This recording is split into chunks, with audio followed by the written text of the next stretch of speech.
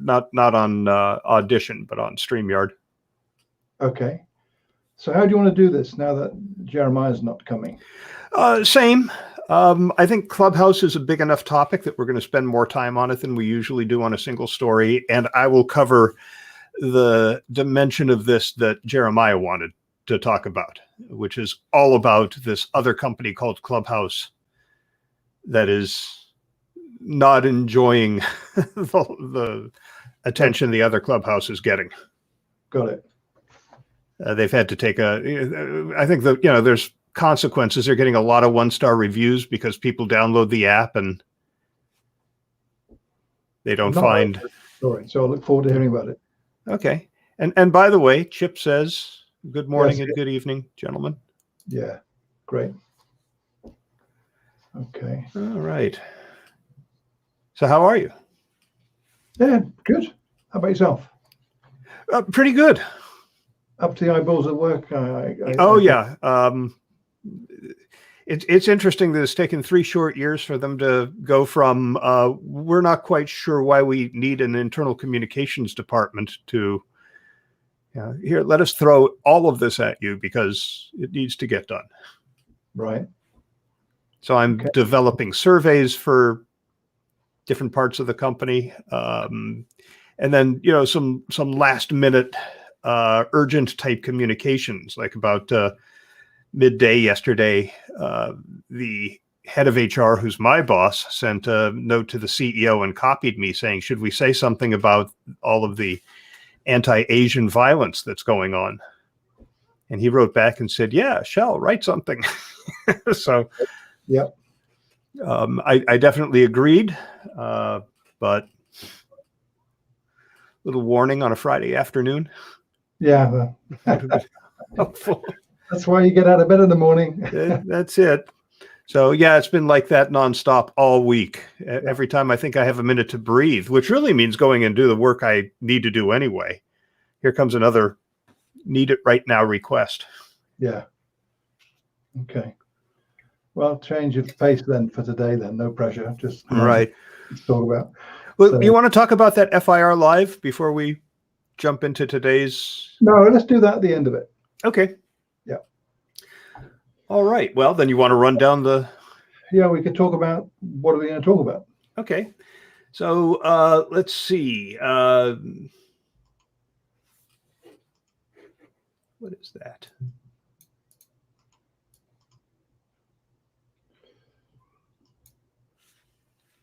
Oh, I see. Hang on one second. I just copied something to the wrong place. Okay.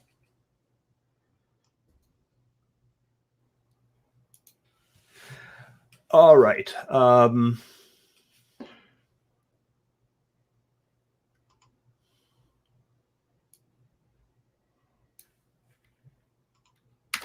So I didn't write down who does the welcome and intro first. You might as well do that. And okay. So, yeah. I usually look at who did it last time. Yeah, I don't know. All right, I'll go ahead. Yeah. I think you did it first last time anyway, but could be. No okay, I have one quick announcement that the Circle of Fellows podcast will be up by Monday. Yeah. It was about going out on your own. Okay. A good crew. Then I've got the Polite Mail promo. I'm talking about their latest blog post about wellness in the workplace. Yeah. And then we jump into, is there anything you need to talk about in the intro? Nope. Okay, then you have that first story, which it's interesting. All of the stories that you had, I already had in my, not in the rundown, but I had put them in my link blog. So we're reading the same stuff. Yeah. Yeah. So moderating podcasts, I thought was an interesting topic. It had never even crossed my mind that it was necessary. Oh, I've seen a number of people talking about this in the mainstream media, literally mainstream media here in the UK, in the Guardian, I think, the Telegraph, perhaps. I didn't save those, but they kind of floating in my mind. And when I saw this, I thought this is quite interesting because this is a dilemma. If audio is suddenly going to get legs seriously, and I'm not talking about this stuff you do without recording it, e.g. Clubhouse. I'm talking about the the general increase I'm noticing here in the UK with business podcasting, and it's all, some of the new ones I've dipped into to have a listen are extremely well produced, and so that's now part of the landscape more than it ever was. And indeed, this is probably the time where we need to pay attention to this now, with misinformation, disinformation. Are we going to clean this up or whatever? And this is illustrating the huge task to moderate content. Yeah. So the article that I'm going to reference, the piece in The Verge, is, I thought, really well done. Yeah, I'd read it already. So illustrate some highlights from that, and then we can talk about it, which is what I'm planning to do with all my stories, by the way. Okay, good. Some highlights, and the purpose of that is to focus a topic we can talk about. Yeah. Okay, so there's that.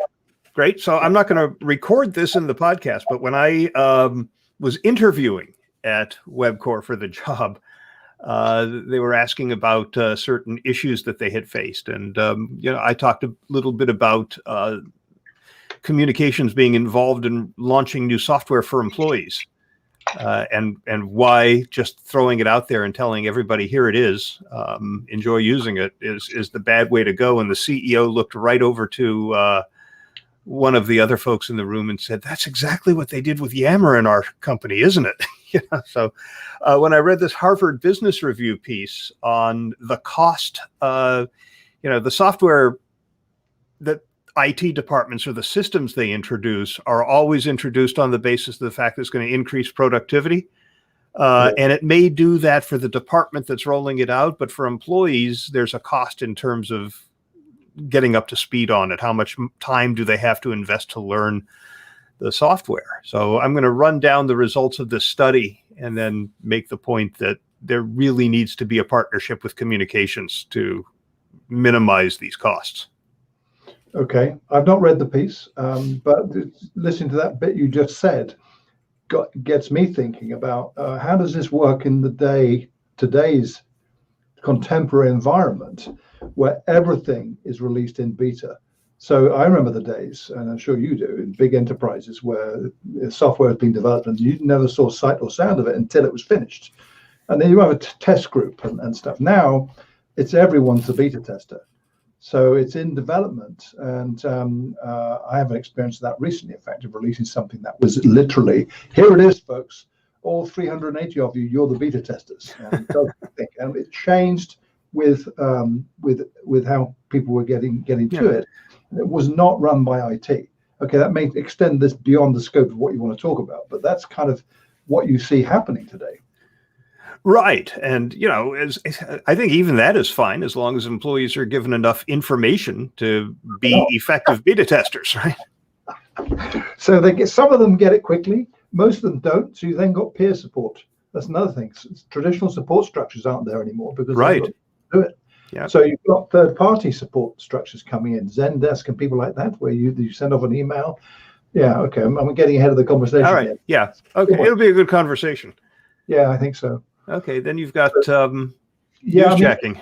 This actually I had originally as just a filler, but it's not a bad topic. I'm not a fan of newsjacking at all, I have to say, and I'll mention that when we talk about it. But it's actually kind of interesting what this piece talks about, the right way and the wrong way. And to some listening, it'll be, yeah, we kind of know this, but the vast majority of people obviously don't, by some of the examples. Right. And there's a couple of examples I'm going to highlight. Well, probably just the one, because I don't want to take too much time on this one. And mention some of the, there's like a list of 4 things in the piece that the writer says, okay, here are tips. Right. I read it. So. Yeah, I'll talk about 2 of them, and we can have a bit of a chat about it. Okay, great. Then I've got this. This will be a nice segue from that to this. This is Branter. Front of Dan's report, right? I saw his email. Yeah, I moved Dan's report to after this. Yeah, I haven't had time to listen to his podcast, by the way. Okay, so. I did, and it's just what he characterized in his email. So. Okay. So I'll be talking about this idea of Branter, which is a word that I had not heard before. I've never heard of it. But it's brand banter. And they had a number of marketers weigh in on whether it can deliver long-term value. This is the idea that, somebody, a brand tweets something and a competitor tweets something snarky back. It doesn't have to be snarky, but that's what a lot of it is. Right. And it's fun when some of these brands get into this back and forth, especially when there are talented social media people coming up with the clever tweets. But does it do any good is the question. So, okay. And then we'll do Dan's report, which is the nice segue right into Clubhouse, where I expect we're going to spend 20. Chip, are you watching Chip in the comments? No, I have difficulty tasking visually. Okay, well, I'll put it up here then. He says, "Let's make up more words." Yeah, Branter. Mm-hmm. Yeah. So, if there's Brangelina, I guess there can be Branter. Yeah, why not? Absolutely, why not? Yeah, I mean, there's a lot of stuff we could talk about. So we both dumped a load of links in there, and right. I'm not going to even reference. Okay, well, I'm going to have you start it because I'll have started the last one. Oh, okay. Kick off that conversation on Clubhouse. I'm not a huge fan of Clubhouse. Let me get that out front straight away. Okay. Well, then we'll have an interesting conversation because I'm enjoying the hell out of it, and I moderated a talk. Absolutely. I've not used it because I don't have any Apple devices, and I certainly ain't going to buy an iPhone just to try this out. I have a work iPhone. When they said you can have an iPhone or an Android, I said, well, I already have an Android. Why would I want two? Yeah, I've got two Androids. My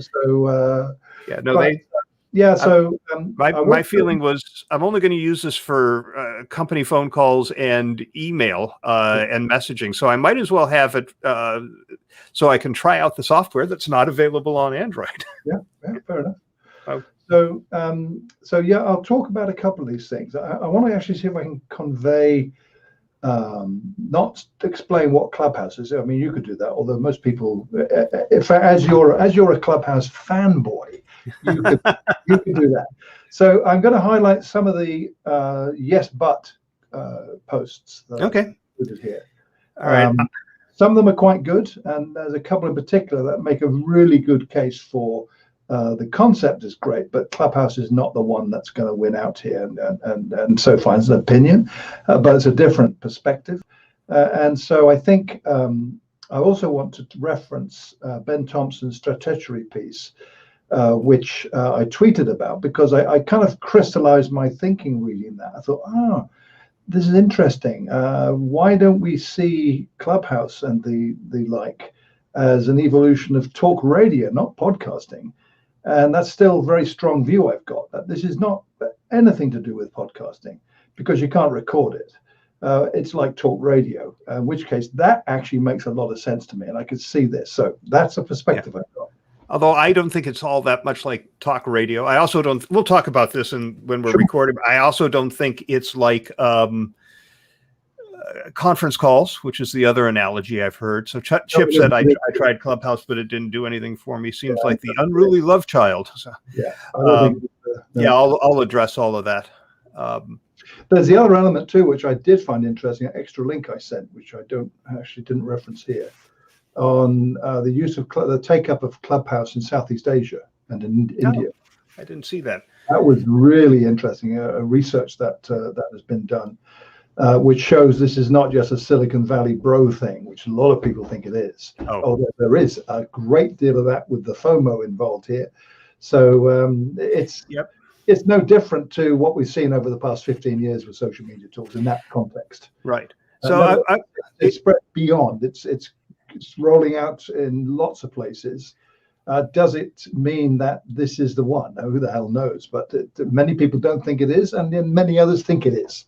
Well, remember, Meerkat was the first one out there with live streaming. So, yeah, Meerkat, blimey.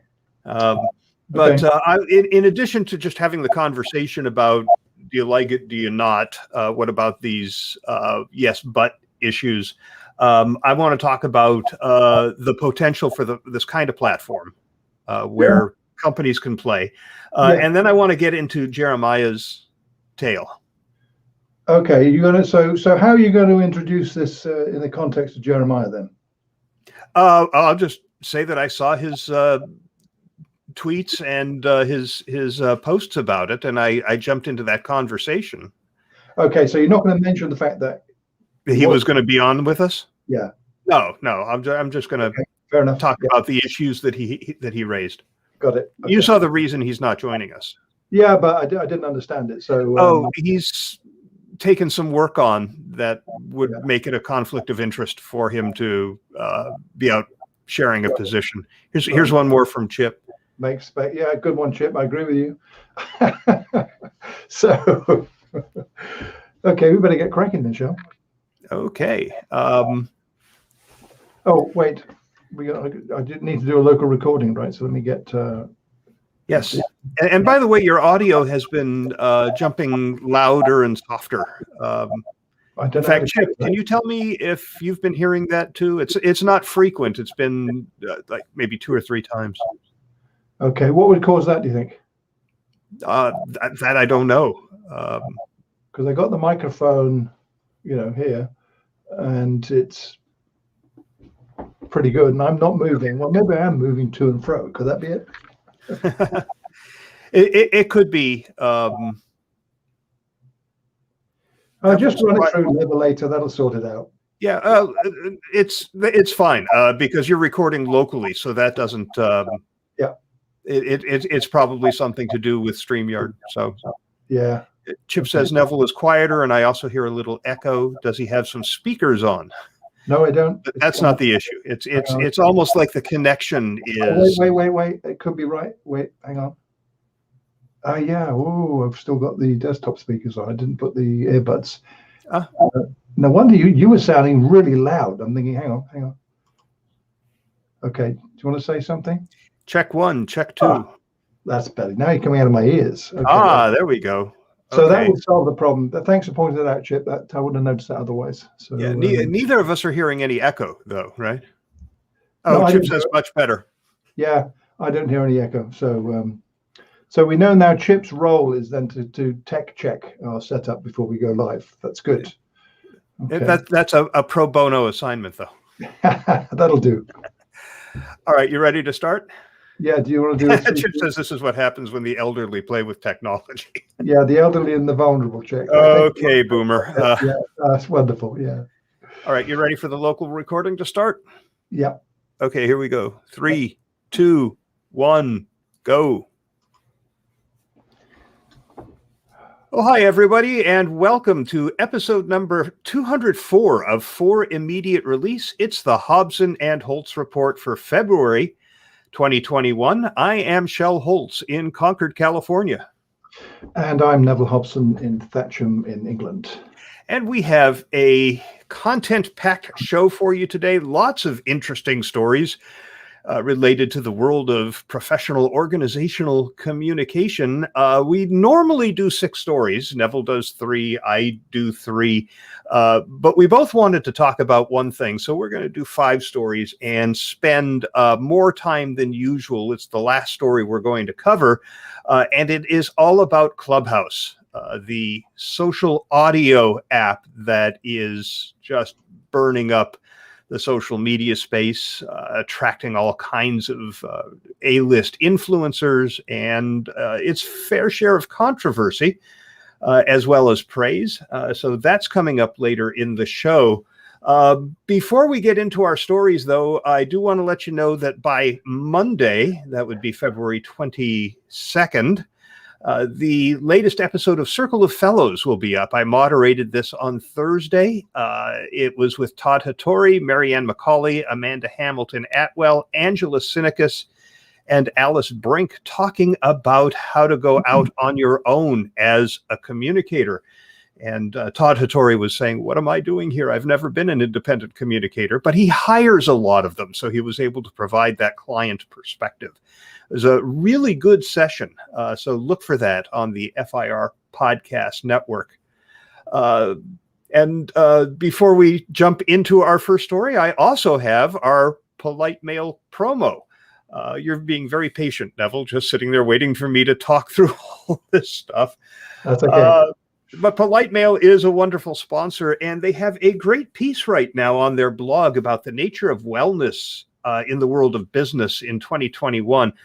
there is definitely a shakeup going on with how companies think about and address well-being in the workplace. They're now offering benefits like free access to fitness videos, mental health time off, events like coping with anxiety and supporting well-being during COVID-19. Where I work, our benefits team is doing weekly wellness webinars, and we've created a wellness hub on the internet. We've changed how employees can earn wellness days off.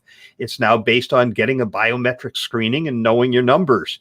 So this post on Polite Mail shares 5 ways internal communicators can better support this shift in wellness.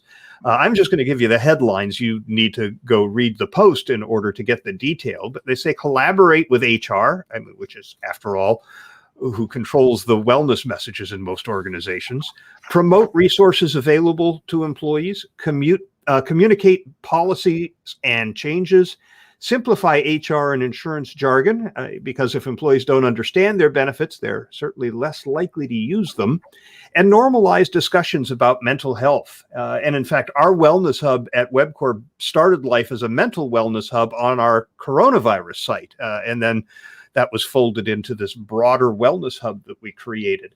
If you work in internal comms and your company is promoting wellness and well-being, this post is definitely worth your time, like so many of the posts on the Polite Mail blog. Also worth your time is a review of Polite Mail services. They make it easy for you to create great emails for employees and measure the results. You'll find the blog and everything else you need to know about this Outlook email plugin at politemail.com. And as ever, we are grateful to Polite Mail for their support of For Immediate Release. So we're going to head into our first discussion. We'll talk about podcasts, this thing you're listening to, dear listeners, that is at a stage in its evolution of being a bit of a dilemma, and that's all to do with moderation. It's not something I think many people tend to think about, but maybe now is the time where this is the kind of debate that needs to be part of the overall debate about moderating content. And the focus of that debate centers around social networks like Facebook and Twitter, moderating some of the wilder, awful, it tends to be negative type of stuff that some people want to talk about. And how do you ban people who talk about stuff you don't want to talk about and break your rules and all those kind of things? And audio is very difficult. This is not a new realization all of a sudden, but it's coming to the fore. I've been seeing a number of people raising the issue here in the UK over the past few months about moderating audio and video content in the context of moderating social media text posts. How do we do this? Our algorithms are the way to go. Is it a people thing? With audio, it presents some significant difficulties, and a really good piece that was written or posted in The Verge, written by Ashley Carman, that the headline, "Can Anyone Moderate Podcasts?" really sets the scene for what this article is about. So it starts off by using an illustrative example of the issue that is presenting itself to everyone, the podcast creators, to the hosting platforms and podcast directories and everyone else in between.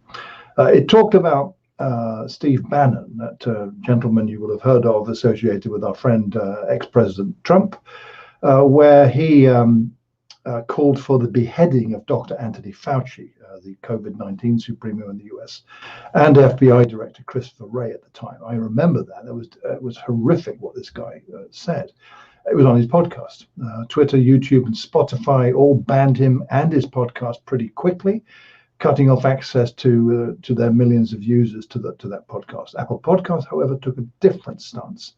The most popular podcast app let the show stay live in its directory, so that months later, when Bannon encouraged his listeners to converge on the Capitol, that was in early January, to protest the election results, people still had an easy way to access his thoughts. And this Verge piece was posted just a couple of days ago, and Carmen says that even now it ranks among Apple Podcasts' top 20 news podcasts. That's a sobering thought, I think, given the content. He references a story from ProPublica last month that points out the dangers of not moderating someone like Bannon.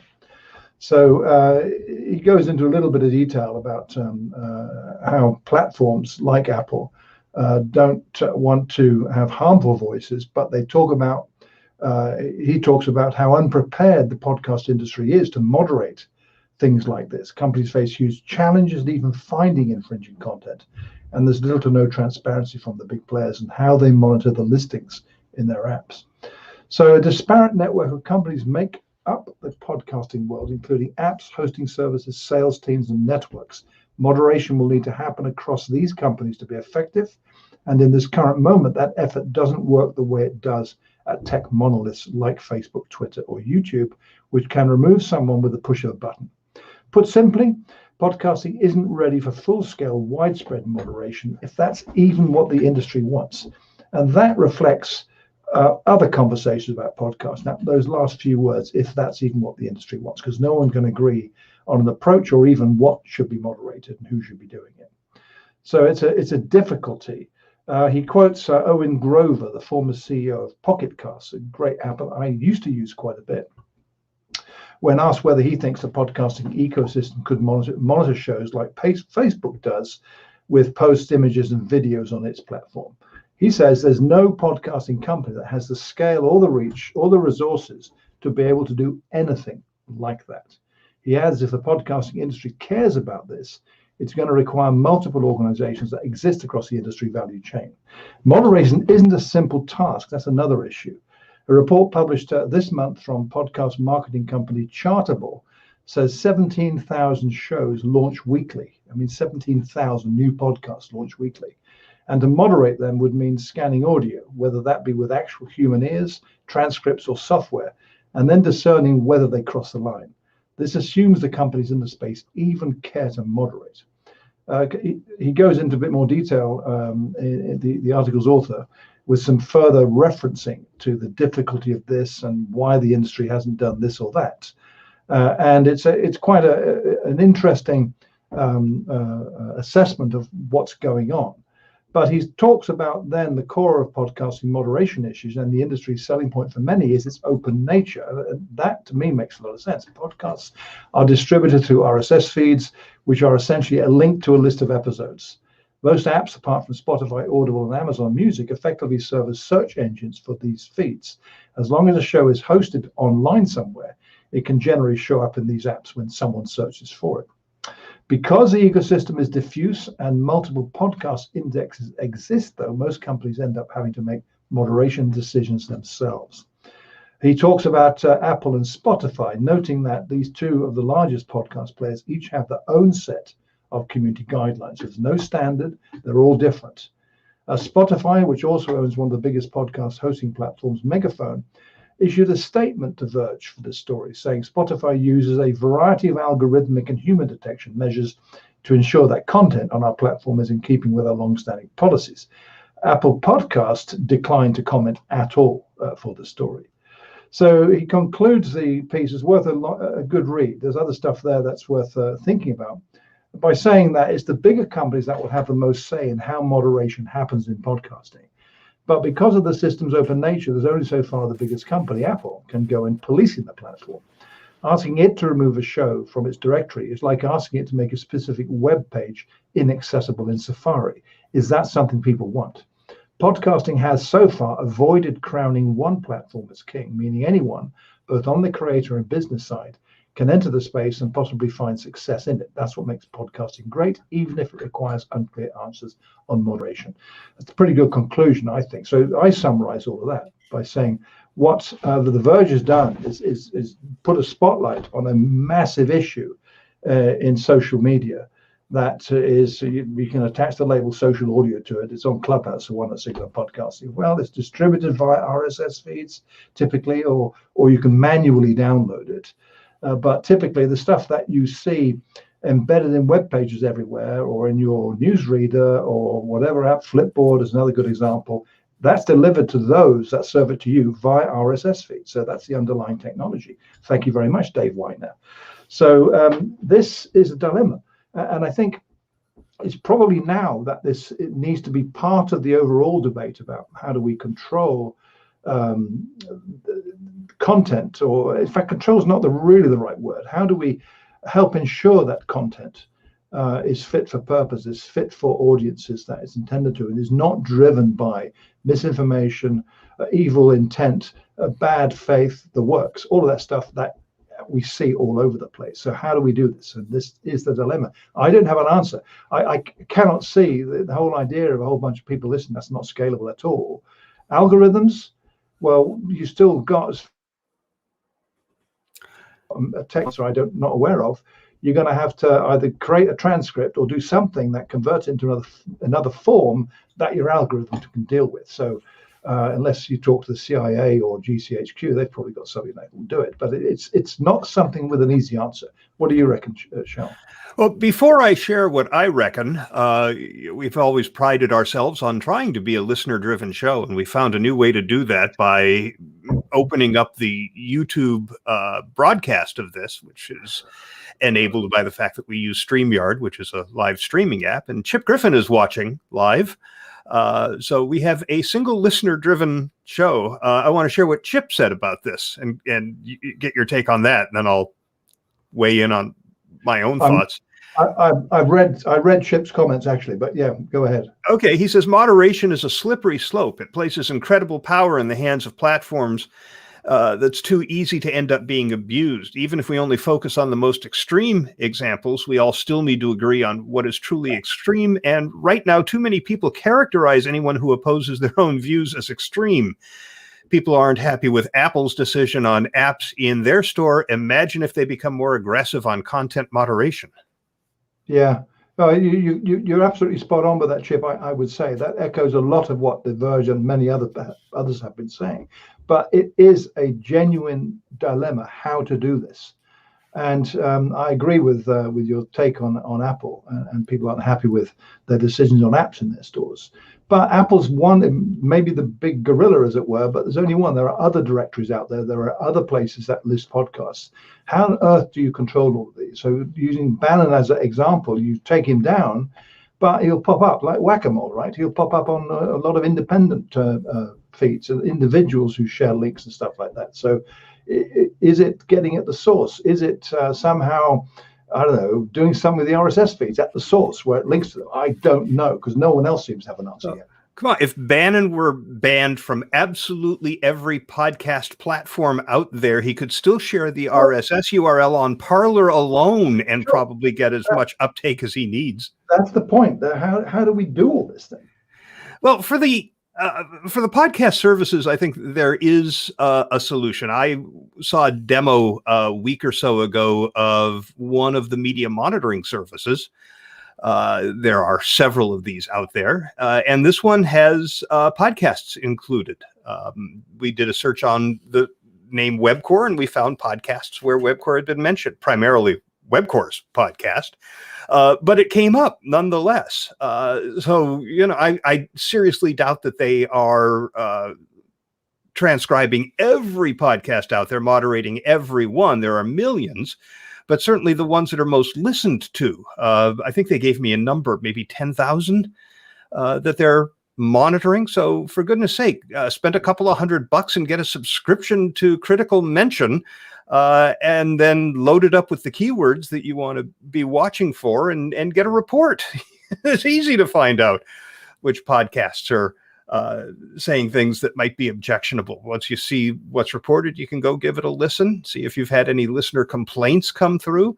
It's not impossible, but the flip side of this is it's not like you're going to find anybody who says, you know what, Facebook and Twitter have figured it out. They've got moderation down cold. Why can't podcasting do it? No, these services are still in the same hot seat that we're talking about with podcasts. It's hard. And as you say, and as The Verge points out, you also have the issue with the fact that Facebook is a walled garden. Podcasting is not. Anybody can start a podcast directory and start making podcasts available through the next podcast app. So some people take it down, some don't. It's still out there. I guess where I come down on this is I'm less worried about it than maybe some people are for a few reasons. I will stipulate that there are podcasts like Steve Bannon's that can lead to serious issues. If he hadn't been issuing the call to go out to the Capitol on June 6th, maybe fewer people would have gone. It wouldn't have prevented what had happened because that message was being delivered through Twitter and other channels. But it might have minimized it a little. But what I see is smaller audience sizes than you get for tweets that go viral. I have never heard about a podcast episode going viral, ever, not once. Messages just that you can't avoid on Twitter and Facebook saying you can't miss this episode of whatever podcast. The audience sizes, except for maybe the top 20 podcasts, are significantly smaller than you get for other forms of social media. So I just think that there's a little less urgency around moderating podcasts. I think each app will need to, or directory will need to make decisions. I agree with Chip that it would be nice to come up with a podcast standard for what crosses the line so that there was consistent execution across the space. I'm not going to hold my breath for that, but it would be nice. Yeah. I guess I'm just a little less worried about it than some people are. No, fair enough. I'm in the worried camp, actually. I think this is one of the biggest issues as a society we need to address. Not just podcasting, but online content generally. Right, but I mean, the Bannons of this world, not for business podcasts or someone with recipes. So you need to think of it that way. But I think, as Chip noted as well in the YouTube chat, the root cause is a thing, and that's hard to solve. And it comes down to many of the points in the Verge piece that there's no common agreement on what needs to be done, even and how to go about it. Not a single approach that's universal. So having a standard, as you noted, Shel, that's probably a good idea. Yep. So I mean, it would be easy to kind of wring your hands with despair and say, well, nothing can be done. You've got to start somewhere. So maybe it does need, okay, fine, let's take those 10,000 podcasts and someone can identify them. And one of the platforms probably, or should it be an ISP or a hosting provider or what? I don't know. Should it be a government? Heaven forbid, but hey, maybe. So in the meantime, you can encounter, if you search hard, because I have done this, some podcasts that have some pretty evil topics as their discussion points. And by the way, we haven't even mentioned podcasts in languages other than English. So the task is huge. This is true. Another point that occurs to me, though, is that this kind of heinous speech is being distributed through channels other than podcasting. I mean, Alex Jones has a TV show. Rush Limbaugh, who just passed away, has spent years spewing false information. Yeah, exactly. So that's part of it too. But I'm just talking about podcasting at the moment. So you've got to start somewhere. Again, that's I'm saying that with no solution. I don't know what the solution is. All I know is that this is an issue. You may not be worried about it, and there are lots who are not, but there are many who are. And I think that, dare I say, somebody needs to do something about this. Well, who should do something about this is somebody who has the technical chops to give it a try and is interested in making money by becoming the next big podcast service. Well, there's an approach. Yeah, there you go. Moderation as a service. Let's see what happens. Well, when the pandemic sent employees to work from home, a lot of companies introduced Microsoft Teams to the enterprise as a solution for collaboration. The question is, how did they introduce it? My experience back when I was consulting with a lot of organizations who were rolling out new software is that they used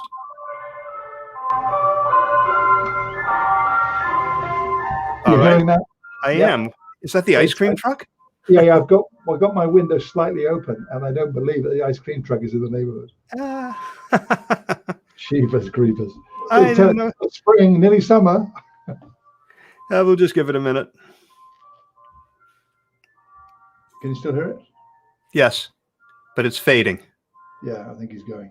Be another 30 seconds, maybe, unless somebody stopped him for ice cream. That's it.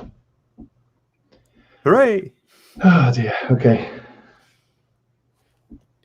So my experience with this when I was consulting is that companies, IT departments throw out this software and they say, here it is, everybody. It's this new software, Godspeed. And it's up to the employees to figure out not only how it works, but how to use it in an attempt to make their lives more hassle-free, get their work done more easily.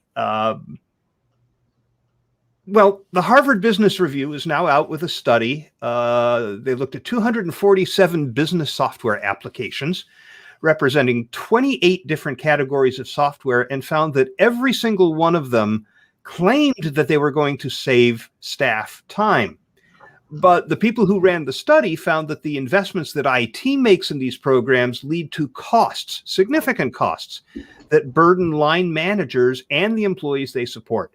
So, for example, HR used to historically explain benefits to employees and then work with them to complete their paperwork. And now they say, we have a benefits portal. Go to the benefits portal to learn about your benefits and to sign up for your benefits.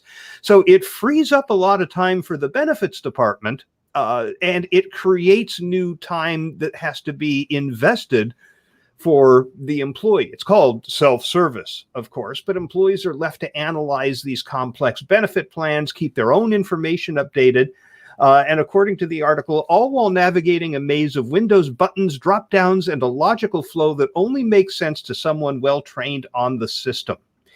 It all takes time. So while there is this advantage to the benefits department, which is definitely saving time, employees are spending more time than ever managing their benefits. So the question the study asked is it worth it? Well, what they found is that almost everyone they surveyed had to spend time learning these new applications. How much time depended on how many employees used the application and the category it fell under. The ones that got used by the most employees, like accessing documents or requesting help from IT, we use ServiceNow for that, putting in a request for vacation time, arranging travel, these also had the highest learning requirements. Those used by fewer people, say database management, purchasing, project planning, they had similarly long learning and time requirements. Common applications like word processing and web browsers didn't take much time for employees to learn. HR applications that were used by nearly every employee had a time and energy investment that was moderate, not quite as bad, but not great. But let's look at the data. The average employee spends 1 week every 2 years. That's 45 hours out of 2 years of work learning software applications. Considering all the employees in the department and their average salary costs, this translates to $26 million spent every 2 years, or $13 million annually, for employees to learn software systems in this particular organization. The study authors made some recommendations, starting with IT becoming aware of these costs and starting to weigh the potential impact of a new IT system on line managers and employees. They recommend a gatekeeping process to vet prospective IT systems before committing employee time to them, and that's great. I heartily endorse that idea. But even those that are determined to be worth making the commitment need to be launched to employees like a new product is launched to consumers. It makes me nuts when IT departments throw a new tool or system out there without involving internal communications. Internal communicators are well schooled in introducing change to employees, and that's what a new software tool or a new process is. It's a change from the way we were doing things before. Look, IT departments are great at what they do. What they don't do is communicate well. When a software company introduces a new tool or system to the marketplace, it's not the engineers who developed it who are doing the marketing, right? They either have an internal marketing department or they work with an agency. So why would an IT department roll out a new tool without engaging the company's communicators to ease the adoption of the new tool, to minimize the amount of time it takes for employees to get up to speed on it, help them understand why it's worth it for them to take the time, and understand when they would use it and how it's going to make their lives easier? It's one more reason for internal communication departments to build a strong alliance with IT. Here, here. So it's yeah, it comes down to communicate. I mean, it's very interesting that, and of course, I think this really speaks to these kind of or large enterprise type setups, right? You're talking of something rolling out that's not that's bespoke, or it's customized, or it's being prepared in such a way. I'm thinking of, like, a Salesforce implementation or something like this. Is not like rolling out Microsoft Office or 365 or whatever it's called now. So and these things tend to be really big budget items that take a lot of time. It's interesting because I remember this. I'm just casting my mind back to the 90s, particularly, where what you described that's how it went in the 90s. It's communicating. We're working on this thing. It's an IT thing, and then we'll roll it out. And after 6 months to 12, maybe people start to get to figure it out. Things are different though today, aren't they? Because everything's in beta. Many organizations I can think of, including some I've had direct experience with, develop new, well, not new software. It's not really a thing. A suite or an application or a tool, an online tool that lets employees do certain things as a kind of like a rolling beta. They'll have a core group of testers. It doesn't matter the size of the organization, that get to know it and help them fine tune it and finish it. And then it gets rolled out, and there's then part of this group is the informal support structure. So the communication isn't the formalized top down that you might expect. It's more peer-to-peer, user guides and things like that. Is that the best way? I don't know, but tools like GitHub, for instance, for the techies, is where you see a lot of development taking place in the experiences I've seen, as opposed to wholly in-house in a monolithic structure. So nevertheless, I guess the core conclusion in all of this, which I don't disagree with at all, or on the contrary, fully agree with it, which is you've got to communicate this. And the core points made in the piece about recognizing that the changes that will impact employees, that's a management what do you call it, role, not role, it's a management issue. They need communication, they need help in understanding how to do all this. So it has broad reach in the organization from a communication point of view, right? Yeah, absolutely. I mean, one of the things that I remember most seeing in multiple organizations was the introduction of Yammer, where IT just flipped a switch and turned Yammer on and said, here it is, everybody, Yammer. And people went out and saw nothing there. And they said, this is one more place to go and has absolutely no value for me. And they never went back. And when they realized their mistake and started creating groups and seeding them with content, it was too late. People had already made up their minds about it having no value to them. So I like starting with pilot groups. And this is, I think, where a lot of the beta work can be done, is in a pilot group. And these folks understand that we're going to rely on them when this goes company-wide to be the champions for it. Hey, we're real frontline employees. We're not IT, and we can tell you how this delivered value to us. And of course, the pilot group needs to have their hands held through this process by IT and communications so that they can get up to speed on it. But then, yeah, I mean, having a group of people who are enthusiastic about it, ready to help people who are confused by it, showing case studies about how people are succeeding using it, having the executives during the town hall meetings calling out people for, cutting cycle time by 20% by adopting this new technology. I mean, this is all stuff that communicators know how to introduce into the conversation that is outside of the scope of IT's considerations. And I'm not criticizing them for that. That's not their job. But it is their job to recruit the communications department to come in and help with those launches. Yeah, I agree with you there. So a bit of work to do for IT in particular, but obviously for the communicators too. Okay, so let's talk about newsjacking. Let's. Yeah, not something I'm hugely keen on, to be honest, but it's there.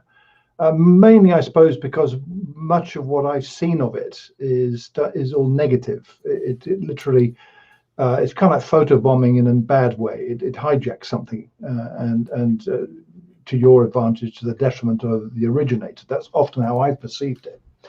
But I saw this neat piece in the Muckrek blog.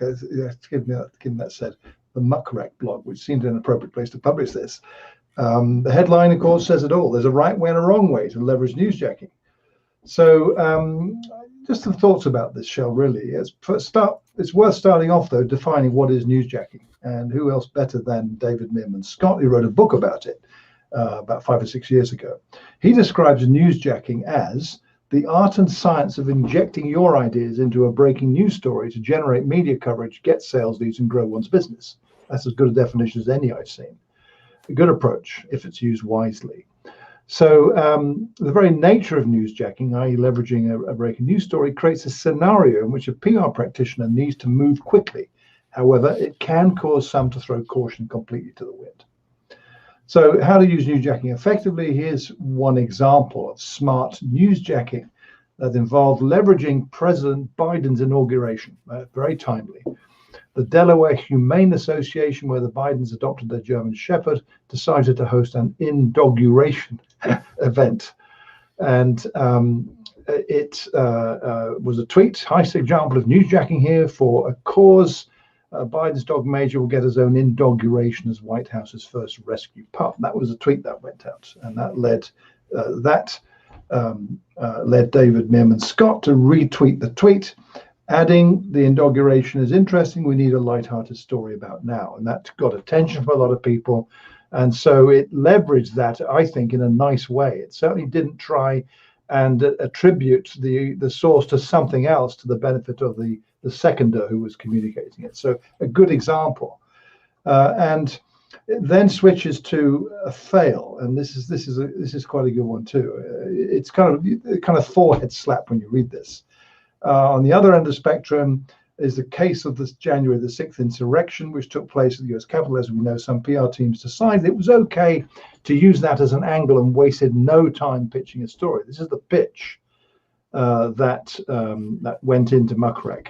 The US administration has flipped and there's riots all over the country. Social media and the news is completely swarmed with coverage of the transition to a new administration. What can marketing and communication professionals do to get ahead of this? I work with executive spokesperson of company, a XXX dollar business. Spokesperson can give an in-depth look at marketing and comms best practices, even in difficult media environments, including a list of bullet talking points. Let me know if you're interested in a call or email commentary. Many of us struggle to even think about work the day after this tragic event, let alone attempt to capitalize on it, making this type of approach even harder to understand. So it was an unfortunate judgment call. Muckrek says it won't succeed in earning the picture, the media coverage they're apparently desperate to secure, and it will also sour any possible chance of a relationship they might have forged. That is like, I think many PR practitioners would say, well, absolutely, you wouldn't do something like that. Yet many people do. You probably get them, Shel, I do too, pitches that are, to be generous, just lame, that's all. But the odd few do come across. You think, what on earth are these people doing here, for God's sake? They're attributing something, usually an awful event, to something that they think is super cool, that the PR professional ought to here's how you can benefit from this. And it's just so wrong on so many levels that these folks shouldn't even be in the PR business. But they are. There's no credit. There's no universal licensing, so we've got to live with it. So Muckrek publishes a list of 4 bullet points. So I'm not going to read them all out. I'll just highlight a couple of them. You can go to the website and read the whole thing. The piece is well written, I would add. It's worth a read. So guidelines to decide, help you decide if you should move forward with a newsjacking effort. First, your very first consideration should be, is this insensitive? Ask yourself. If your answer is yes, or even possibly, you should probably move on. The potential damage it may cause is too significant to risk. That seems to me to be a pretty good assessment. Next, consider if it's a fit for your brand. If it's too much of a stretch, it may not get the desired results. In the example I shared above of the pitch I received Jan 7, it was in poor taste, but was also quite a stretch to fit with the topic the brand was attempting to take advantage of. And again, these are common sense things you would think, right? But people are doing these things. There's a few others in there too. Worth a read. So use newsjacking with care is the conclusion. Be sure to exercise caution. as it can easily go wrong, earning you a reputation as an insensitive brand instead. Well, Chip says that newsjacking is just a catchy name for finding a relevant hook, which good PR pros have been doing forever. It can be done well or not. Irrelevant, untimely pitches get ignored. Newsjacking presume timeliness, but relevance and quality are still necessary. I agree with that. I am a fan of newsjacking when it is done well. When it's not, it is cringeworthy. I remember one from several years ago. This was during Hurricane Sandy, when Urban Outfitters tweeted, "This storm blows, but free shipping doesn't. Today only." Oh my God! What were they thinking? Yeah, that is a view. Yeah, but I've seen great examples, and we tend to remember the best examples. One of them, and I think this came before David Meerman Scott coined the term newsjacking, was Oreo cookies. That when the lights went out at the Super Bowl and they had to suspend the game, and they tweeted out a photo of a glass of milk and a cookie in the dark, and it said, "You can still dunk in the dark." That was very clever. And of course, one that David mentions in his book, my personal favorite example, and my apologies if you've heard this from me way too many times, but this was when Richard Branson's Tropical Island home caught fire, and Kate Winslet, the actress, happened to be staying there, and Kate Winslet rescued Richard Branson's mother or grandmother, I can't remember which. And at the same time, the London Fire Brigade had a campaign underway to try to recruit more women to become firefighters, saw this story and immediately posted on their blog an invitation to Kate Winslet to come get trained as a firefighter. Now, they knew she wasn't going to take them up on the offer, but they also knew that this was a big story, the fact that this house had burned and that Kate Winslet had executed this rescue. And they knew that reporters were going to be looking for an angle and doing a search. And by getting it up on a blog, which feeds the Google algorithm of recency, that this story would be found. And it got tons of coverage. The fact that the London Fire Brigade was looking for women, and it boosted the number of people who applied. So it was very successful, very effective, but you've got to be really clever. And unfortunately, most of the people who hold the keys to the Twitter account are less clever than that in other organizations. Yeah, absolutely. So, yeah, I mean, Chip's comment there about untimely and irrelevant pitches getting ignored. Yeah, that's a good one. There's probably more could be done within the profession overall to help people understand that doing this badly doesn't benefit anyone. So that's something I suspect professional bodies already address.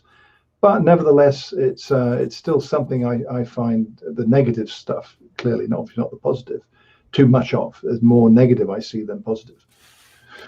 But anyway, good topic. So the link will be in the show notes, the MuckRec blog. Go ahead and read the rest of the post, including the other two pretty good guidelines as well.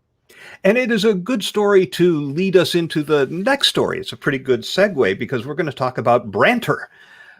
Does Branter ever really build long-term brand value? I got to confess, when I saw that headline, I had to look twice because I had never seen or heard the word Branter before. Of course, once you see it, it's easy to figure out what it is. It's a mashup like Brangelina or Benefer. It's brand banter. It's when a company responds to something another company has shared on social media. It's been happening a lot between sports teams, which you kind of expect because in sports, we're accustomed to the idea of trash talk. So, when the Yankees post something on Twitter that someone at the Twitter account of the Red Sox sees as an opportunity to be snarky back, they're going to do it, and the fans tend to love it. But the article that I read about this shared a post from a company, and tell me, is this a British company, Neville? Because I've never heard of them. Weetabix? Yes, it is. It's one of the most popular brands in the UK. I think it's still an independent company. I may be wrong on that. Maybe owned by one of the big conglomerates, but it's a national institution, Shell. Well, apparently they make a classic wheat biscuit. They do. I guess that's one way of describing it. It's a Weetabix. Yeah, it's a Weetabix. Okay, is it any good? That's lovely. I eat them now and again. Breakfast. Okay, they're not on the shelves here in California anyway. I'd never heard of them, but in this post on Twitter, they had a photo of one of their biscuits covered in Heinz baked beans and Yorkshire tea. National institution in the UK, Shell, Heinz baked beans. But on a Weetabix biscuit? Oh, that's new. That's definitely new. Yeah. Because Yorkshire Tea put out a tweet that reacted to this by calling it a murder. The same week that happened, Marmite, which I know well because of our friend Lee Hopkins. Yeah. No, he talked about Vegemite, right? Marmite. Oh, that's Vegemite, right? Marmite's British, isn't it? Oh, yeah. And there's a serious polarization over whether it's good or bad. Yeah, it is black or white. You like it or you don't. There's no middle ground. Yeah. Well, they tried to initiate some banter while promoting a new chili-infused brand, which got banter comments back from everyone from Uber to Autoglass to Bovril and PG Tips. The question, though, as all of this banter is going on, is whether this kind of entertaining back and forth delivers any long-term brand value. The marketing publication Campaign asked some marketers, and the answers were interesting. There was one agency partner who said an emphatic yes or definite no.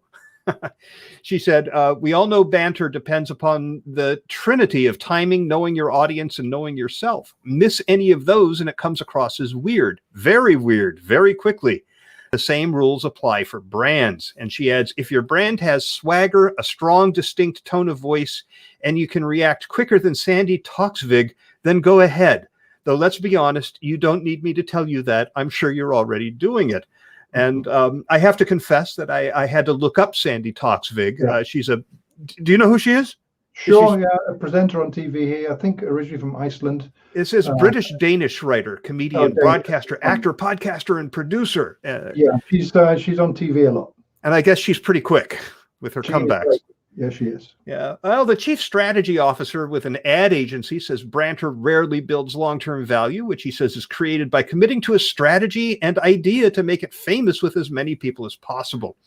He likes the idea of banter for brand partnerships to create short-term cultural fame. He said, and I'm quoting, Weetabix Heinz was a bit of fun or a heinous crime that had its moment in the social media sun and probably put those brands in more shopping baskets. That deserves the clapping emoji. Another says banter is nothing new. If you remember the Cola Wars, but notes that it can deliver long-term value only if it's ingrained in the broader brand strategy, like Burger King's ongoing teasing of McDonald's. Pepsi's brand director says normal people like a good laugh, wine, or fun being poked, as we do in marketing too. And if you can join those conversations in the moment or even authentically start them, then that short-term mental availability is worth gold to a brand. But he adds there's no amount of banter, or branter if you insist, that can outplay classic brand marketing, consistently building and delivering over years and years. This is where true brand value lies. An editorial director says you're better off thinking about your wider editorial strategy, building a consistent tone of voice, creating regular content plays, and being responsive to your community. And an agency co-founder said banter doesn't drive long-term growth on its own, but it can be evidence of a well-structured digital marketing operation ready to run at the speed of culture, he reckons. So, Neville, what do you think? Should brands engage in banter, and does it matter whether it builds long-term value as everyone has a little bit of fun? Well, I think there's some clues in what some of these folks have said, which are very much worth paying attention to, their opinions.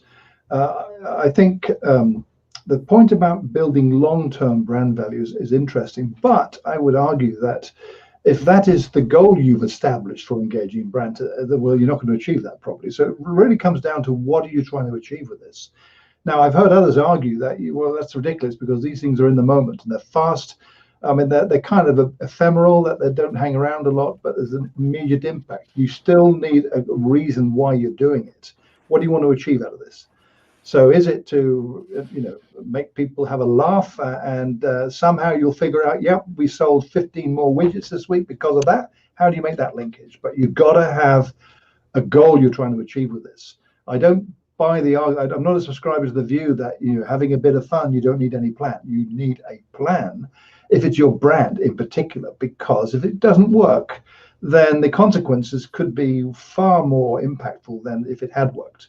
Some of these examples are great. I love the fact that apart from the Burger King thing, or that might have been, they're all British. We have weird humor in this country, as you well know, Shel. So the beans on Weetabix thing and the Marmite and all that, this is just terrific. So that would appeal to me, because I'm a Brit, I suppose, but I like Marmite. So Marmite's, by the way, another good example of lots of examples of a positive thing. I'm not sure whether you call them brands. I actually think they might even be newsjacking. But in any case, these depends on what you want to do. I think, the linkage between long-term brand value and this probably isn't there. Again, depends on the brand and a whole ton of other things, no doubt. But these are pretty thought-provoking comments from these folks. I think it's pretty good. Yeah, I think Branter is fine as long as it is consistent with your strategy. It fits with your strategy. I think every company needs to establish what their voice is. The brand voice is unchanging. It is your personality. Your tone can adjust based on the circumstances. So you can get snarky if it's not inconsistent with your voice, and it is one of the tones that you have determined it is appropriate for your organization to adopt. We just went through the brand voice exercise. It involved about 6 of us in the various communication functions at WebCore, and it took several weeks, followed by a presentation to leadership. But within that context, I think we could figure out when and if it would be appropriate to engage in this kind of activity. But if it just reinforces the messages that you're already delivering and the impressions that you're trying to create, I don't see a problem with it. I wouldn't use it as a strategy to build long-term value, though. No. I did like, as a, by the way, concluding comment here, I did like Chip's comment on YouTube saying, I suggest we start calling mashup words STURDS, that's STURDS, for stupid words. But the acronym is pretty good. The acronym is pretty good, though. I think the mashup word for stupid words is pretty good. Yeah, he says he hates himself for continuing to type Branter, but he also says it's more about bored social media managers than any clear strategy. And I suspect in most cases that's true. I think for Burger King, Wendy's, companies like that, it is clearly part of the strategy. So, all right, let's make a time code here for Dan.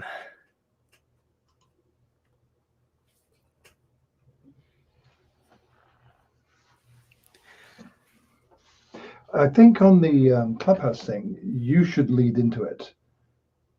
Actually. Okay. Yeah, I think you've been using it, so you yes. can give perspective on what it is concisely, and you could even say you love it if you want. But I mean, it's I've not used it. Okay. I think that'll be better, Sean. All right, we'll wing it. Yeah, winging it is awesome on podcast. We win. I like it. All right. 50:33. So with Dan, by the way, we're at about 59 minutes. So yeah, it'll be 90 this week. Yep. This month, I mean. Hefty but good. Yeah, of course. Well, thanks, Dan. Love the report. I could spend a lot of time talking about what Facebook did in Australia. I would just direct people to Jeff Jarvis's post because he says everything that I believe. Generally, I think that when Google News and Facebook news items drive traffic to news sites, that's good for the news site. Those are people who are visiting and clicking who wouldn't have been there otherwise, and they are not stealing views away from the publication. But read the Jeff Jarvis post. What I really appreciate, Dan, though, is the really good lead into our discussion about Clubhouse. If you haven't heard about Clubhouse, where have you been? It's being talked about everywhere. It is a social network based on audio chats in real time and only in real time. These are not recorded. What you do if you have an account, and I should point out that currently it's available for iOS only. The company has said that they are starting work on an Android app. And that's going to come back into this conversation a little later in a different context. And you need an invite from somebody who's already in. I got my invite from Jeremiah Aoyang. He'll come back into this conversation later, too, as a matter of fact. But basically what you do is once you're in, you import your contact list so it can find other people you're connected with who are already using Clubhouse, but you can also send invitations to the people you're connected with who aren't using it. And the fact that you import your contact list will be part of this discussion in a while too. But once you're in, what you do is you scroll through and look at the rooms that have been opened. And what you'll see is the title that has been given to the room, who is speaking, and who is in the audience listening. And you can go into the audience and listen to this conversation in real time.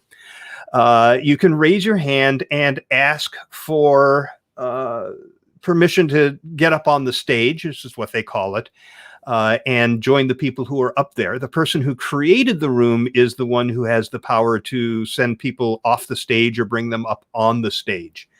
And I love it. I have to say that my experience, and I've read about the bad experiences that some people have had with, all kinds of offensive conversations going on. I don't drop into those. In fact, I'm probably not connected to anybody who would host anything like that, although you can go and look at rooms that are in progress that are not related to anybody that is in your contact list. But the ones I have jumped into have been enlightening, have been very interesting to listen to. There was one that Chris Hewer was doing that was all about remote work related to the nature of the business that he has started. Joe Jaffe is doing his after parties for his Corona TV in Clubhouse. Those I've enjoyed listening to. I've been in one with Kathy Klotz's guest, and why can't I think of her name? Elisa Camahort, one of the Blogger founders. That was a great conversation. One that was not anybody I knew, but it was about this whole process of using a tip jar or charging an admission fee to watch a live streamed music concert as a way for artists to make money when they can't get out and perform live at a club during the pandemic. Was absolutely fascinating because the people who were talking really knew a lot about what they were talking about. That was very clear. So I've been enjoying it, and I hosted my first of these. It was with Rachel Miller there in the UK with you, Neville, internal comms expert, Sharon McIntosh in Connecticut, president of And Then Communications, an internal communicator. Several other people raised their hands to join, including somebody from Mark Wright's Simply Communicate. And we had a great conversation about communicating to a hybrid workforce. Now, there are people who are comparing this, and here comes my obligatory per episode cough.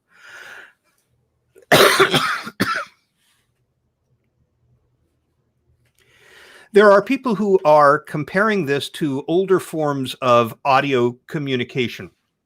First one is conference calls, and they're nothing like conference calls because, first of all, you can't scroll through a list of conference calls and pick the one that you want to listen to or participate in. They're also they're not podcasts because they're real time and they're not recorded and you can't listen when you want to. But on the other hand, they're closer to podcasts than anything else I can compare it to in terms of the experience when you're listening, because it sounds like the three people. I mean, I can't imagine that it's different than you and Sam and the other guy's name on the small data forum. Thomas. Yeah, Thomas. It's like that, but with the ability to bring other people in to join the conversation when they raise their hands if you opt to. You don't hear a lot of people talking over each other. You don't hear a lot of arguing, at least not the ones I've been in. I find them thoroughly enjoyable. I've even had them playing while I've been doing work, where the nature of the work is something where I can have half my mind on the topic that's being discussed. So I've been enjoying the heck out of it, and I see tons of potential for brands, and there are brands that are jumping into this without any question. The CMO and the CEO of Restaurant Brands International, they own a lot of restaurant brands that you would have heard of, were there leading a discussion around the company's fourth quarter earnings. It was in a room they had titled Open Kitchen. I can see moving Ask Me Anythings from Reddit to Clubhouse. I could see somebody hosting office hours. I'm going to be here to answer your questions about our new product launch for the next 3 days from 10 a.m. to noon. There are lots and lots of ways that I think brands can get in here and engage more one-on-one with audiences, with consumers, with customers. I think there's huge potential. Sharon McIntosh was saying she sees huge potential for internal communications, presuming somebody comes up with a version of this that is that you can run behind the firewall. And I certainly agree with that. This is entirely consistent with my belief that audio is the most important new channel. I've been saying that since 2014.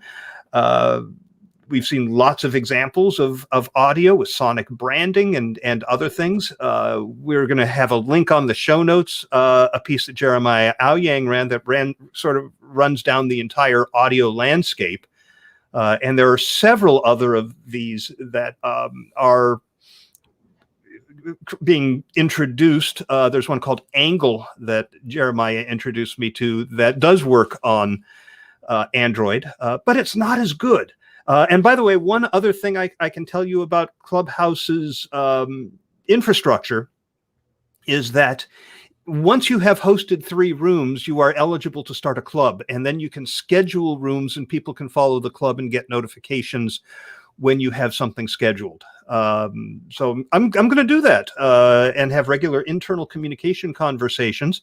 And of course, the reason I'm doing this is I want to explore the potential for WebCore, maybe to get engaged here somehow, maybe talking about project engineering. I don't know. I need more experience with it, but I'm bullish on Clubhouse. You are. I can tell that, Shel.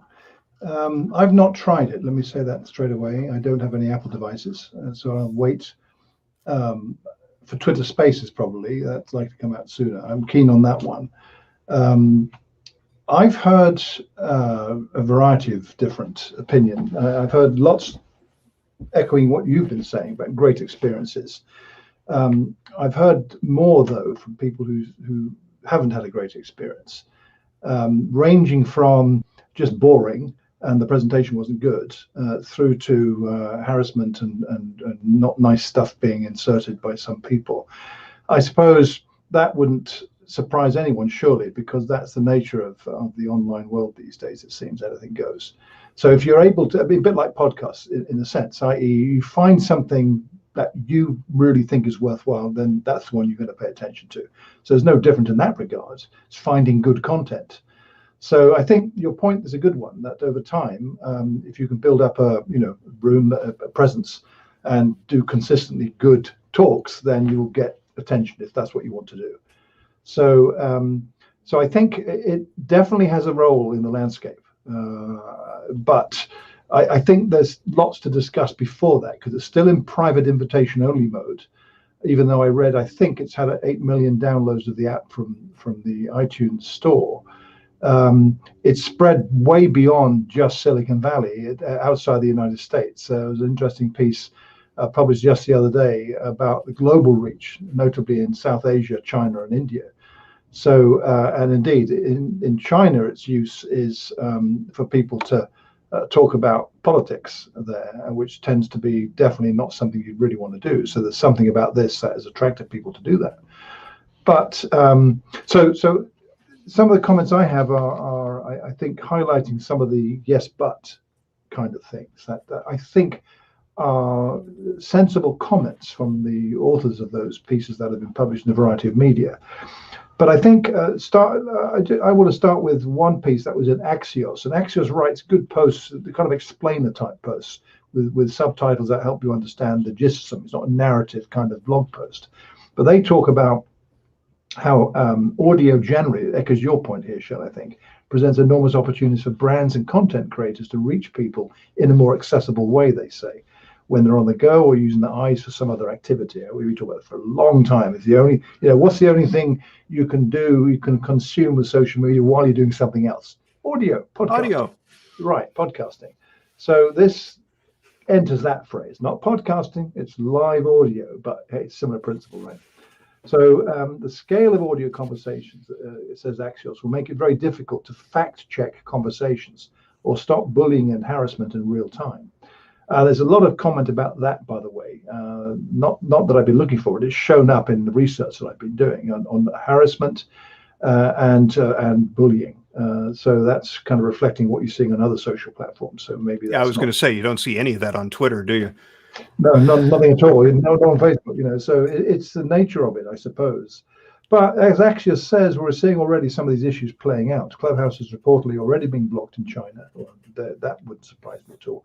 And they're starting to face allegations that the platform isn't adequately built to stop harassment. So I would argue on that. Well, they're still in private and they're growing still. That's not an excuse, but that could be why. They haven't got the infrastructure in place yet, maybe. Facebook said on Thursday, that's just the other day, on a call with reporters, that it's exploring ways to monitor audio content, as well as any type of mixed media content for harmful or illegal things that violate its rules.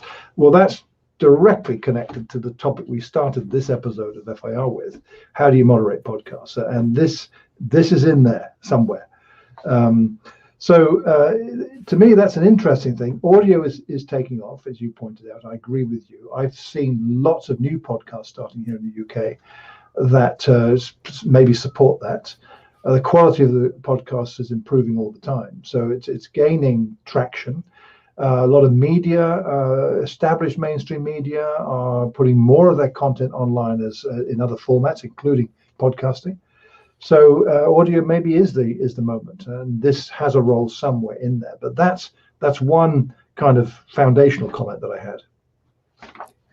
Yeah, in terms of moderation, I've read comments that they're setting some guidelines, but the problem is that if you find somebody saying something offensive in something that is live only, by the time you close that room, those horses have left the barn, right? Yeah.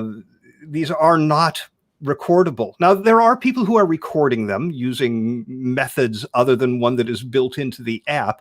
That is a violation of the terms of service, and they'll take your account away if they catch you doing it. But right.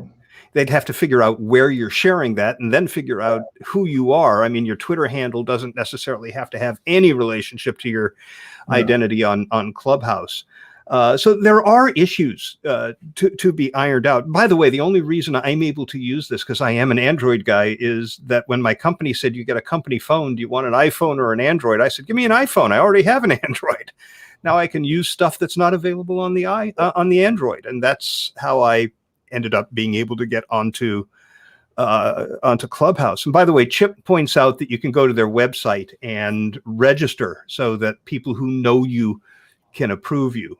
That's another way of requesting an invitation. That's kind of like if you really, really, really want to get into trying this out. I've resisted. I've been invited. Oh, you still need the iPhone. Sure. Well, exactly. But yeah. So, I mean, but one of the things that's driving the adoption is the fact that there are some big names that have embraced this. Elon Musk is one of them. He's in there having conversations and participating in conversations. People hear that in the news and they go, oh, I got to get on this thing so I can have a conversation with Elon Musk. Mark Zuckerberg has been on there, even though Facebook has been pretty forthright in saying that we're working on our own version of this. Which is inevitable. Yeah. So. I mean, that celebs like that wouldn't draw me to it, I have to say. No, nor I. I think Elon Musk is playing everyone. I mean, we know about Elon. He doesn't have PR. He fired all his PR stuff. he's the PR guy. So a pretty dangerous individual from that point of view, I say with tongue in cheek. But one thing I want to mention that I've seen a bit of talk about, and there's this piece in Vice that highlights it. The headline is simply the problem with Clubhouse. I think this, again, is probably part of the moderation and all that conversation. But they say that misinformation is becoming a major issue there. They say users are warning that outlandish coronavirus conspiracy theories, everything from false rumors that the vaccine is made from fetal cells to 5G satellites controlling people through social distancing, are spreading fast on the app, they say. Those who call out these false claims can even face harassment and abuse. They give an example. In mid-January, a guy called Chakabaz Clark, an entrepreneur and charity founder with 1 million Instagram followers, embarked on a heated debate in Clubhouse with doctors and healthcare professionals about COVID-19 vaccines. He was asking about research, who's funding it, and lots of questions that they didn't like being asked. So he said, Vice says the conversation soon escalated and turned personal. While people were mass reporting Clark for allegedly discouraging people from getting vaccinated, he believes he was the one getting bullied. Clark and those defending him, including comedian Tiffany Haddish, were accused of harassing medical professionals trying to correct the misinformation. Haddish rejected the incident as abuse, later tweeting, "Now people in Clubhouse saying I'm bullying because I just told the truth." So these are, how you describe this, a polarized situation, clearly and definitely not unique to Clubhouse. This probably reflects behaviors that you're seeing everywhere. Doesn't make it therefore okay by any means. And I think that if you venture here looking to discover things, you're likely to encounter this. And I think that's a shame. If they had a process that was more robust, perhaps in vetting people, I don't know, Shel. I mean, I'm not there, so I'm not sure exactly how that would all work. But this is not good that this is getting this kind of reporting already. This is true. And, there have been rooms with 1,000 people in them. So a lot of people can experience this. Most of them are smaller rooms. And like Twitter and like Facebook, what you encounter depends on who you are connected with and the nature of the room that you jump into. I have experienced absolutely none of this because I don't even look at rooms like that. I'm looking for people I know, right? Joe Jaffe, Christopher Carfy, David Meerman Scott, the folks that I find valuable to pay attention to. Yeah, I'll go in and listen to them and have a conversation. By the way, Chip says he doesn't like the idea that you can't lurk, that you are visible to everybody because you've gone into the room, and the speaker can just summon you up onto the stage, even if you don't want to go. I suppose this is more like a real auditorium where real life people go. You can't lurk, you're visible in the audience. And if somebody says, "Hey, why don't you tell us what you think?" You can kind of go, "No, yeah, I don't want to say anything." But it's closer to that. It's closer to the panel on the stage in a real room than it is to talk radio or a conference call or even a Zoom call with your video turned off. It's different. I can't quite put my finger on it. It's different. But yeah, the experience you have, it's one of those things where your mileage may vary based on who you're following and what rooms you participate in. And they definitely have to deal with the issue. Yeah. But that doesn't mean you're going to experience it when right. I think you're right with that comment there, Shel. And I think it's also a bit glib if either you or I said, well, they just got to put better moderation, better vetting in place, because they're still growing. And I guess you ought to consider Clubhouse at this moment in time. Certainly, if you're considering getting in there as at your own risk to do this, you might encounter stuff that you will be uncomfortable with. So, I mean, if it were me going in there, I'd actually be looking at discovering new stuff. So I probably would encounter a lot of this. So listen, one thing I want to ask you about your opinion on, because you mentioned earlier when we started talking here about contacts, interesting piece in 1.0 on Medium. that talked about, I mean, the headline was silly, frankly. Clubhouse is suggesting users invite their drug dealers and therapists. But that's because those are the people in the contact list, right? But the article was actually quite good. You mentioned this very phrase, I think, at the very beginning. And one of the first things the app will ask you to do is grant it access to your phone's contacts. A finger icon points to the OK button, which is also in a bolder font and more enticing than the adjacent don't allow option.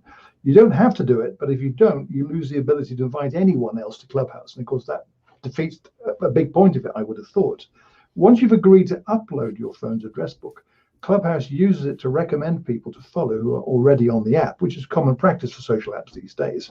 But it soon becomes apparent that Clubhouse also takes it a few steps further in ways that are both creative and a little creepy, 10 says. When I granted the app access to my contacts, within hours, it was nudging me to invite my former pediatrician, barber, and a health worker who once cared for my dying father to join Clubhouse, and sending me push notifications every time someone from my contacts signed up, so I could welcome them via private chat and, quote, walk them in, unquote. I would comment on that, by the way, that's probably more about who you've got in your contact list than what the app is trying to do. But nevertheless, you see behaviors like that in other apps that are not for the unwary. So if you dive into something, A, don't read the T&C, and don't pay really close attention to what the icon's showing you on the screen and the button you're going to tap on, you're going to get suckered in and suddenly find that all your contacts. I mean, to me, I had experience similar with Signal, which I've had an account with for some years, but I hadn't got it running. I reinstalled it recently. And then I got an email from someone saying, hey, what's this email I got from you? And it wasn't. It was automated from Signal. And suddenly it was emailing all my contacts that it had extracted from my phone. I hadn't paid attention to that thing that it was doing. And that, to me, was a killed Signal for me, actually. I've uninstalled it, and I'm not going to use it again. But you've got to pay attention to this kind of thing. So what's your experience of that, Shel? I mean, did you let it do what it wanted, have its way with your contact list?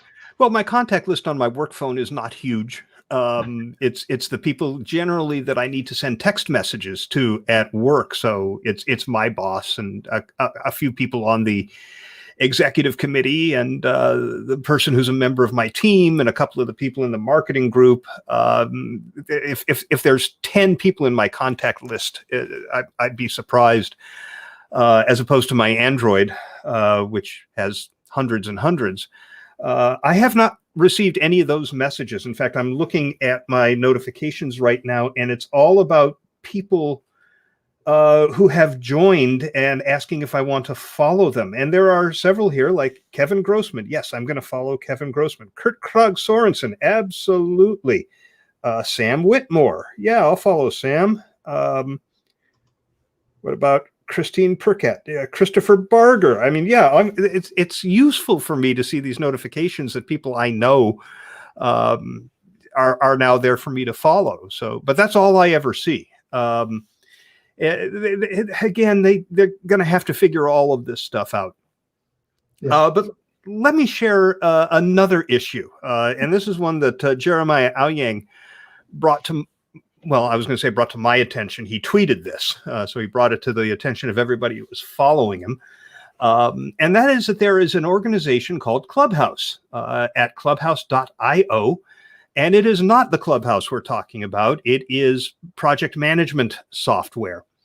And here's what he pointed out, is that people who are looking for Clubhouse on their Android in particular, and finding this one, expecting to be able to go in and have a conversation with Elon Musk, end up with project management software on their phone that they're not paying for and can't use.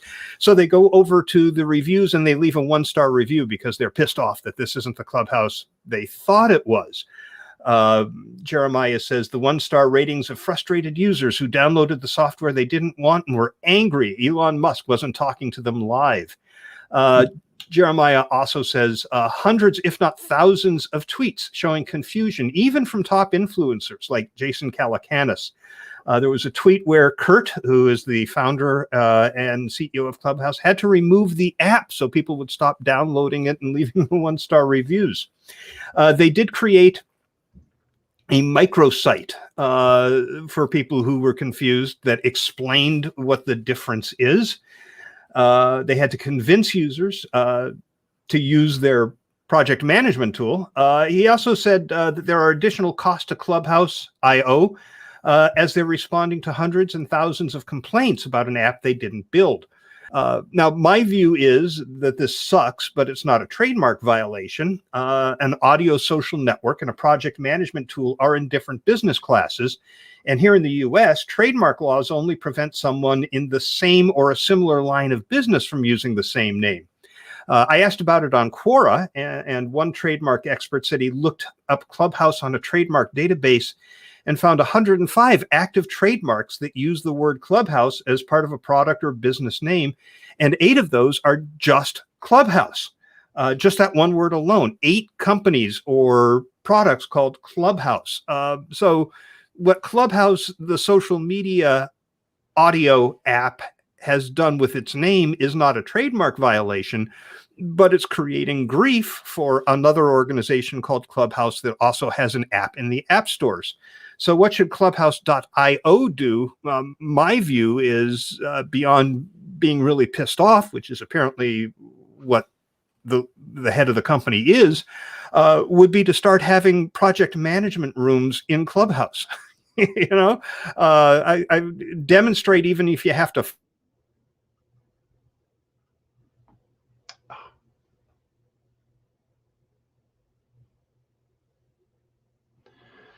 I think the network has gone down. Oh, there we go. Are you back? Oh, yeah. Yeah, I think okay. I went down briefly, didn't I? Yeah, I saw a little, I still see what is that? I've never seen that before. Connection is fairly good. Now it vanished. Okay. All right. Yeah. Well, let me just make a time code note. But I could see this guy having rooms there to talk about project management software, to talk about his software, to do an Ask Me Anything, and then to publicize it, to say Clubhouse.io is going to be on Clubhouse, Get Clubhouse, or whatever it is, today to talk about project management software and leverage it, news jacket, if you will, right? I think you could probably introduce your business to a lot of people who aren't aware of it because of this issue. So that's the other issue that's out there right now that Jeremiah is talking about. Yeah, I mean, listen to how you summarized it. I tend to agree. I don't see what the trademark issue is here. Actually, I don't. I can see. I mean, I'm just looking at Clubhouse website, the Project Management Clubhouse website. They're not some. They don't look as if there's some little small business here. It looks like quite a significant business. They got a client list.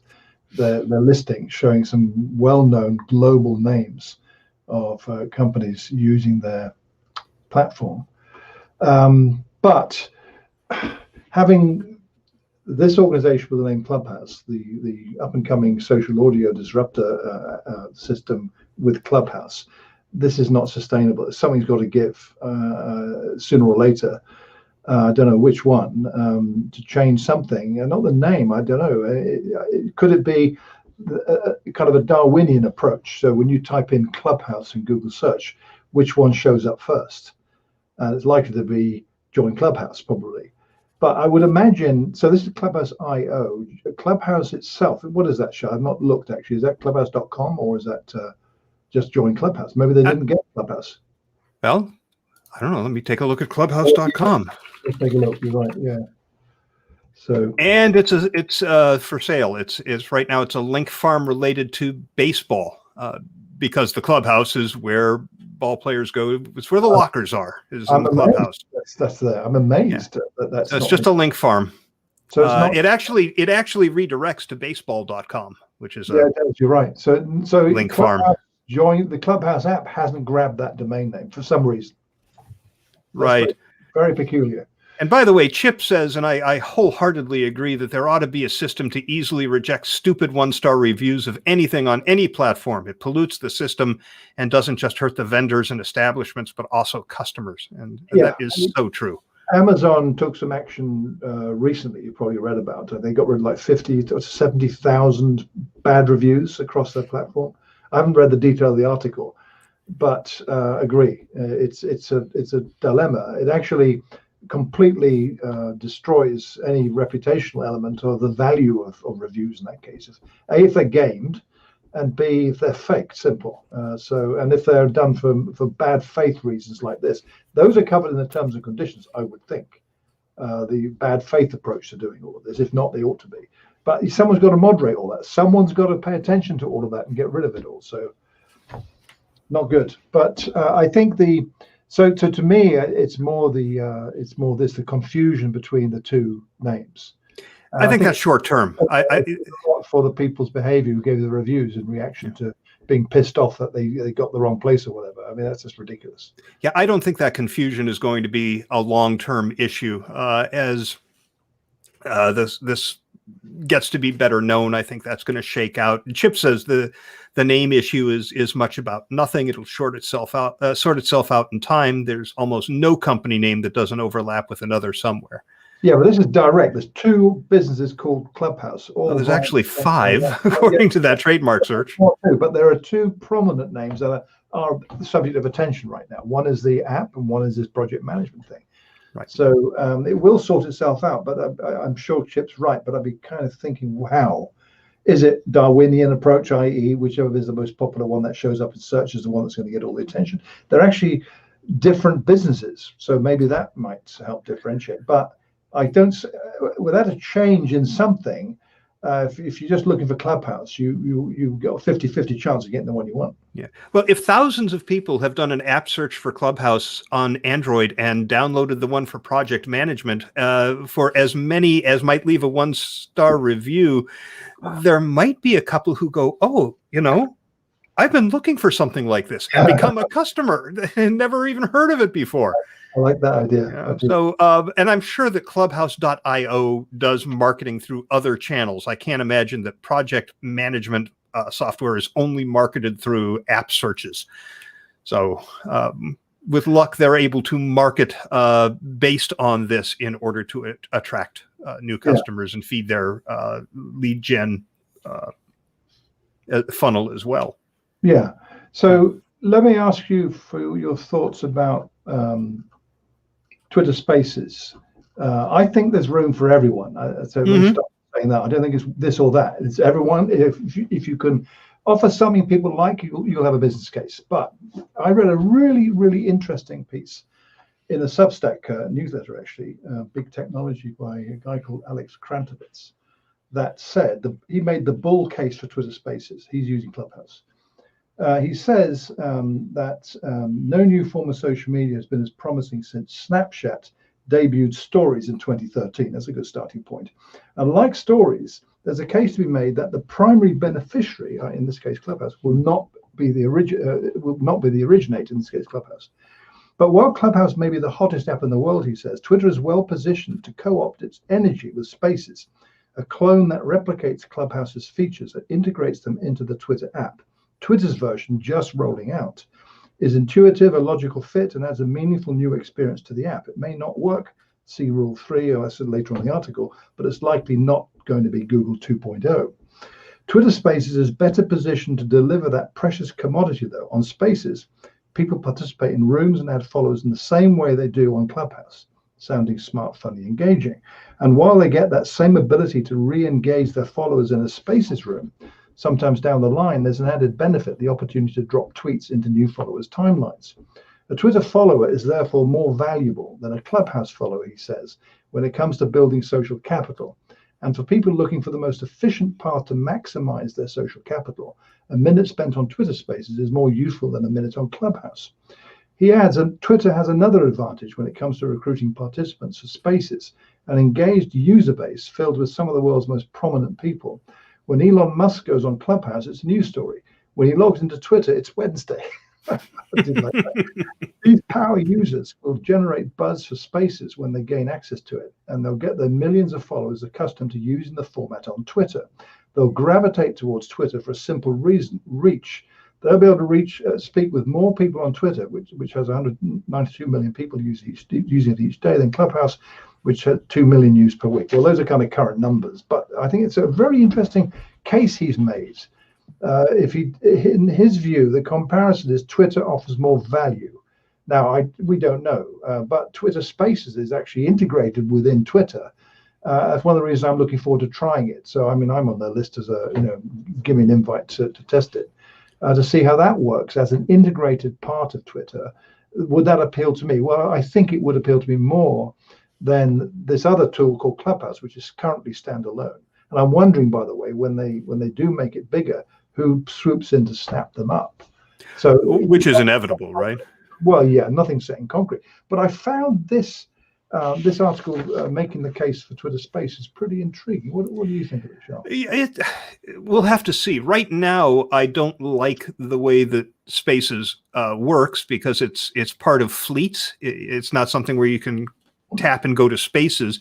You have to find someone in Fleets who has had one of these Spaces or is having one of these Spaces conversations. As opposed to saying, I want to listen to a conversation and looking at rooms that are open right now. Now, this is probably going to evolve. Spaces is new, so we'll have to see. But, I keep thinking that Twitter has 300 million active monthly users. Facebook has, 2.2 billion or something like that. And they're working on a version of this, too. So where does the value really accrue down the road? Yeah, add some interesting elements to the conversation here, I think. And so let's throw moderation into it as well. So this is going to be interesting 2021 from this point. It's going to be fun to watch this whole space evolve. Yeah. Well, that'll wrap up this hefty but good episode of For Immediate Release. A couple of quick things. One, we are continuing to have our FIR Zoom chat every Thursday at 1 p.m. Eastern Time.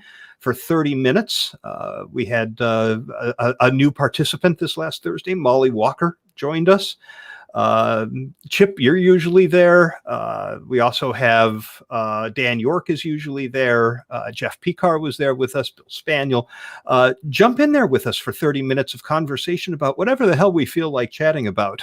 It's just a 30-minute break in your week. This is our open version of Clubhouse, right? It kind of is. Although it's the only room there is, and it's on Zoom. Also, we are broadcasting, live streaming the recording of FIR. We have two people watching today, in addition to Chip. There is Dwayne Bonifer, a longtime listener, was there. I don't know who else is there now, but you can watch and you can leave comments and become part of the show. As you've heard, Chip was part of the show before. I think this is a fascinating way to make this a listener-driven show, and would like to get other voices involved. You can also see how the sausage is made, all the stuff that we cut out in our pre-recording conversation. So I'm going to do something we haven't done before. I'm going to set up the recording for March and put the URL to the YouTube stream in the show notes for this episode. And then I'll get it out through social channels, so that you can plan for it if you don't mind spending an hour and 47 minutes so far of your Saturday, or some part of that watching us and participating in the conversation. Of course, we are still open to your comments for the asynchronous version of the podcast. Send email to fircomments@gmail.com, attach up to a 3-minute audio file. We'll play it. Read a comment directly, record a comment directly from the FIR website. Just click that send voicemail tab on the right-hand side of the page. You can leave a comment directly on the show notes for this episode at firpodcastnetwork.com. You can share your thoughts on the FIR community on Facebook. And of course, we appreciate your ratings and reviews at iTunes or wherever you get your podcasts. So this was a fun episode, Neville. It was great, and I look forward to the next one. So I bet this will be a topic next time as well in some form.